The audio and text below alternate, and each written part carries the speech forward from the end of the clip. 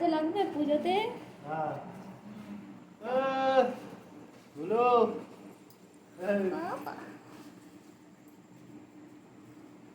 Video বন্ধ করো, পরে করবে। বাবুকে ধরো, আমি বোতল বাটিটা ধুই, ওকে খাওয়াবো।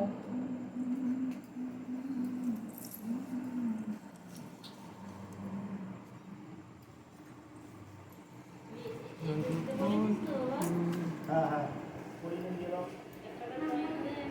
ওকে ধরো, দেখি হাত মুখগুলোর কি অবস্থা।